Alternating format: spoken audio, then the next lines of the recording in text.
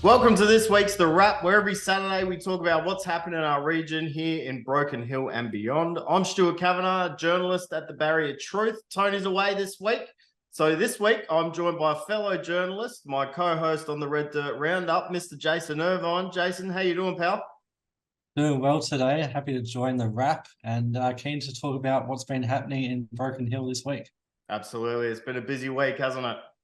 Absolutely. And we will get right into it with IDAHOBIT.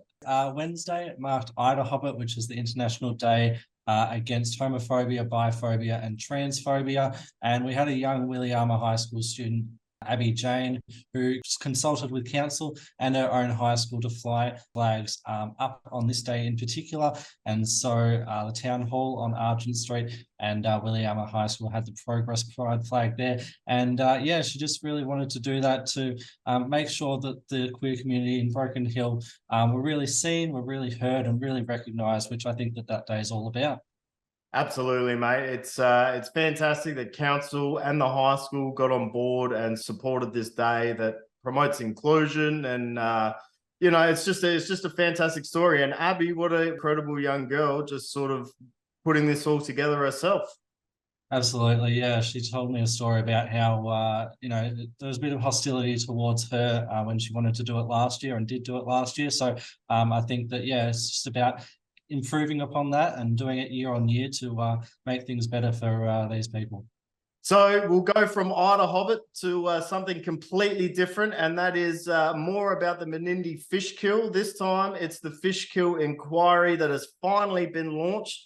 The New South Wales government has asked the chief scientist and engineer to begin an independent review into the menindee fish kill that occurred earlier this year. It's great to see the sitting government so proactive on this issue, and we'll keep you informed via the paper and social media and the wrap too, every step of the way of how this inquiry goes. But Jason, why don't you tell us a little bit about that one, pal?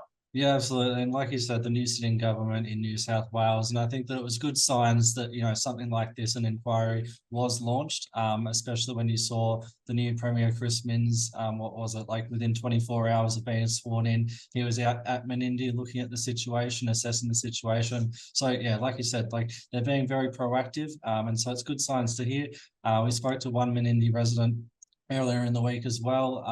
And he was pretty praising that, something might get done. And so obviously we also hope that it does as well, so as to prevent any others, because as we know, like the most recent one before this was only in 2019. And so I think that, yeah, there definitely seems to be some community consultation with it, with the state government, with the chief scientist and engineer, with Menindee residents. And I think that that's really encouraging to hear that this time they will consult with the community. It seems like they'll do their due diligence in assessing every single bit of why it happened, what happened, how to prevent it from happening again.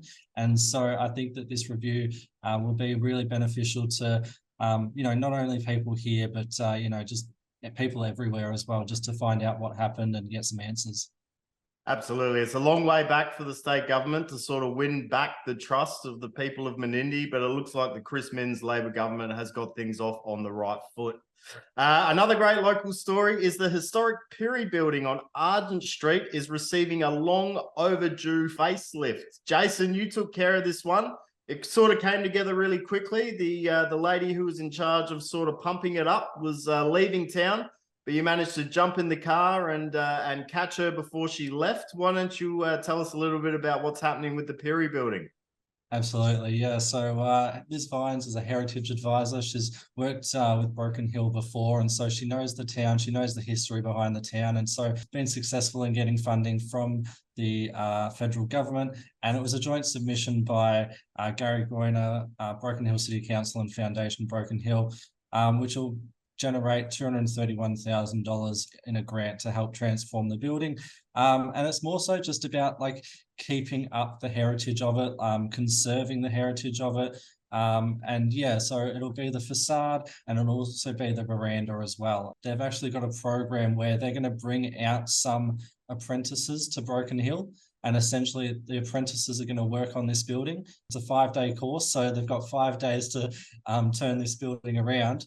And yeah, at the end of it, they actually come away with a certificate in heritage conservation.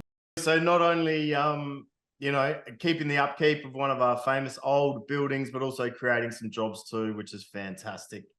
Finally, I just want to talk about an interview that I conducted with Kathy Graham, the Broken Hill City Art Gallery and Museum Manager.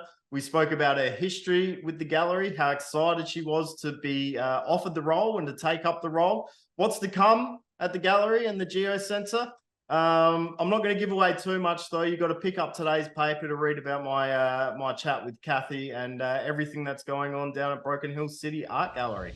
Don't forget that if you have any stories for us, big or small, flick an email over to editorial@barriertruth.com.au. We love telling your stories and stories that impact our community. But anyway, that's a wrap from the wrap. Until next week, he's Jason Irvine. I'm Stuart Kavanagh, and we will see you next week. See ya.